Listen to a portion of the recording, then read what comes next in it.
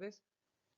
Soy el maestro Francisco Javier López Villarreal y a petición de un estimado amigo, el doctor Osvaldo García Martínez, voy a presentarles esta presentación, disculpen la redundancia, sobre los fundamentos del muestreo. Esta presentación tiene que ver mucho con lo que es la probabilidad y la estadística y espero que les sea de utilidad para realizar una serie de ejercicios que se les van a pedir para realizar la medición de los datos cuantitativos de sus tesis doctorales.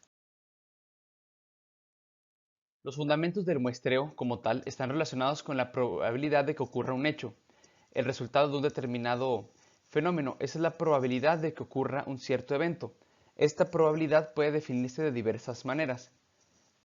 Para efectos de esta presentación, vamos a encontrar que hay dos definiciones fundamentales. Una de ellas es la probabilidad matemática y la otra es la probabilidad frecuencial.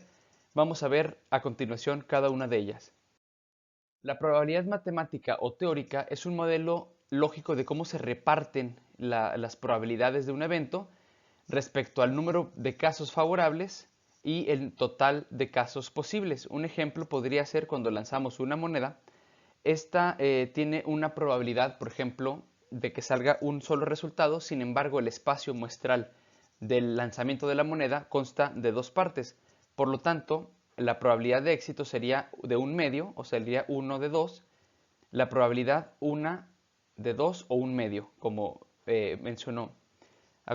como acabo de mencionar, perdón. Puede notarse esta probabilidad de esta manera. Los posibles resultados es águila y sello. Sin embargo, ese sería, perdón, el espacio muestral que se marca con el número 2 dentro de la expresión fraccionaria. Mientras que el número 1 sería el total de resultados que se obtuvieron. Por ejemplo, si yo lanzo una moneda y me cae águila, la, la, la cantidad 1 se representaría en la parte del numerador de la fracción, mientras que el 2 sería el denominador. Otras probabilidades calculadas en forma matemática teórica pueden ser estas. Por ejemplo, cuando yo lanzo un dado que tiene un espacio muestral de 6 posibles resultados, tenemos que, por ejemplo, si me da el resultado un 5, sería 5 de 6. No significaría 5 sextos, sino que el resultado, perdón, sería 1 de 6. ¿Sí? Aquí tal vez hice un poco de reborujadero, pero lo explico nuevamente. Si yo lanzo una vez un dado, el resultado sería un sexto, o sea, un resultado de 6 posibles. En este caso, si lo lanzo 5 veces, ¿sí? Sería 5 de 6. O si puedo tomar los números pares y los números nones. Y un segundo ejemplo sería probabilidad de obtener un mes que empiece con la letra M al escoger al azar entre los meses de un año. Por ejemplo, hay dos meses que empiezan con la letra M, que es marzo y mayo. Ambos, al empezar con la M, sería un espacio de resultado de 2 sobre 12 del espacio muestral. Aquí pongo el ejemplo de lo que es el calendario con su probabilidad de éxito de 2 a 12 con los meses que empiezan con M. En el dado el resultado de que salgan pares o nones sería 3 de 6, mientras que en la moneda pongo en el resultado 1 de 2. Vamos ahora, después de la probabilidad matemática o teórica, con el segundo concepto que tiene que ver con la probabilidad frecuencial. Esta es la probabilidad de que un evento está relacionado con el número de éxito y el número de experimentos. Esto que tiene que ver es parecido al concepto matemático, sin embargo, en el número de experimentos podemos lanzar, no sé, 10 veces una moneda y que el resultado de ella sea solamente 4 águilas, mientras el resto sería de sello. La probabilidad de lanzar águila, lanzando varias veces la moneda, le vamos a llamar experimentos, mientras que las veces que se obtuvo el resultado deseado se les denominará éxitos. Esto también ocurre, por ejemplo, cuando vamos por la calle y a una persona se le cae una moneda, nosotros decimos por coloquio águila, ¿sí? Entonces, el resultado, si cae águila, ese sería un éxito para nosotros, mientras que el experimento, que fue un lanzamiento, sería denominado como simplemente un lanzamiento. Pueden observarse también resultados obtenidos al calcular la probabilidad de obtener águila al lanzar una moneda. Ahora, este concepto me permito leérselos de manera textual debido a la complejidad del mismo y es lo que nos va a apañar de aquí al resto de la presentación. Cuando se compara la probabilidad matemática de un evento con la probabilidad frecuencial, generalmente existe la diferencia que apareciera poner en evidencia que la realidad no siempre se ajusta a los modelos diseñados. Esta diferencia es a veces muy grande, a veces es muy mínima. Por ejemplo, probabilidad matemática de lanzar una moneda es un medio que tiene un equivalente al 0.50 o 50%, mientras que la probabilidad frecuencial en 10 intentos, por ejemplo, de que me salga águila, sería 3 de 10 igual a 0.30. Mientras mayor cantidad de probabilidad frecuencial o intentos yo realice, el porcentaje se va a asemejar lo más posible a lo que es la probabilidad matemática. Mientras que la probabilidad matemática no sufre variaciones, que sería un medio igual a 0.5, la probabilidad frecuencial irá cambiando según el número de intentos o experimentos que se lleven a cabo y el número de águilas que se obtengan, en este caso los denominados éxitos. Los cambios o variaciones en la probabilidad frecuencial ocurren con cierta tendencia que se intenta ejemplificar en los siguientes resultados. En este caso vamos a ver un ejemplo imaginario en una tabla que presento a continuación, que representa lo que va ocurriendo a medida que aumenta el número de casos de experimentación. Teniendo aquí, por ejemplo, que al lanzar 10 veces la moneda, al realizar 10 experimentos, las águilas obtenidas en éxitos fueron 3, sería 3 décimos o 0.30, 30%, mientras que al lanzarlo 50 veces hubo 19 águilas, 19 sobre 50 igual a 0.38, y si lanzamos 1.000.000 de veces la moneda y tenemos 490.000 águilas, aquí tenemos un resultado del 4.49, o sea, ya asemejándose a ese 50% de probabilidad. Eso quiere decir que mientras más experimentos, tenemos que obtener más éxitos para que la probabilidad frecuencial sea lo más parecida a la probabilidad matemática. Siendo la probabilidad matemática de obtener águila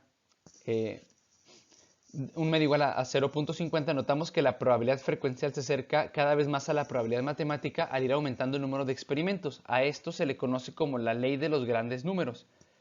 Esta se define como el experimento que mientras mayor sea el número de observaciones realizadas al azar, más se acercarán los valores obtenidos en la probabilidad matemática y en la probabilidad frecuencial, mientras que la diferencia entre ellos tenderá a cero, o sea, la diferencia del punto 49 al punto 50 es punto 1. Poco a poco, mientras más experimentos hagamos, la probabilidad se reduce casi a cero. Esta diferencia será producto únicamente del azar, o sea, de tener suerte. Por otro lado, tenemos 3 puntos a considerar. El análisis de la ley anterior, la ley de los grandes números, nos permitirá extraer algunas consecuencias para el campo de la investigación. Por ejemplo, en esto lo que se pretende averiguar de la población de estudio pueden ser su promedio de ingresos, el promedio de rendimiento, el nivel de estudios, se obtiene mediante las observaciones de la muestra elegida. El dato real que se obtendrá recabando información de los sujetos de la población puede considerarse como si fuera posible la probabilidad matemática y el dato que se obtiene de dichas observaciones. En el inciso B tenemos que esto sucede conforme a la expresada en la ley de los grandes números, que los resultados obtenidos de las observaciones realizadas seleccionadas al azar se aproximarán grandemente a lo que se obtendrá si se observara a toda la población. Esto solamente por el espacio muestral de la muestra recabada. Y en el inciso C tenemos que como la muestra es seleccionada al azar, la diferencia que se obtenga entre ambos obtenidos de la muestra y los datos reales de toda la población será producto también del azar. Es posible confiar en que los resultados obtenidos de una muestra reflejen de forma muy fiel o bastante fiel la realidad de la población de un estudio. De la ley de los grandes números puede derivarse también la siguiente consecuencia: que la muestra del mismo tamaño seleccionadas por el mismo procedimiento y de la misma población reflejan en forma muy semejante las características de la población de la que fueron extraídas, mientras que el trabajar con muestras para establecer conclusiones relacionadas con toda la población tiene un fundamento de carácter predictivo. Para cerrar esto y de manera concluyente, la determinación del tamaño de la muestra es un problema complejo acerca del cual habrá que tomar en cuenta las siguientes consideraciones. En color naranja tenemos que si una población determinada, todos los miembros representan características muy similares en relación con las variables que son objeto de estudio, será suficiente trabajar con una pequeña muestra. En el tono amarillo tenemos que el tipo de estudio que se realiza también influye bastante en la determinación del tamaño de la muestra. Los estudios descriptivos, por ejemplo, demandan un mayor tamaño de la muestra que los estudios de tipo experimental. La tercera conclusión, en tono gris, nos indica que si entre los miembros de la población seleccionada en la investigación existe mucha variedad de características en relación con las variables del objeto de estudio, es necesario utilizar una muestra de mayor tamaño. Esta sería, a mayor variabilidad de la población, mayor ritmo de la muestra. Y en la cuarta y última conclusión tenemos que la técnica que se utilice para la obtención de la muestra tiene que ver con la determinación del tamaño de la muestra de forma aleatoria o simplemente que sea de mayor tamaño. Y bien, espero que esta pequeña presentación les sea de utilidad para determinar los fundamentos de la muestra que serán necesarios para sus tesis doctorales, recordando entonces probabilidad matemática o teórica y probabilidad estadística.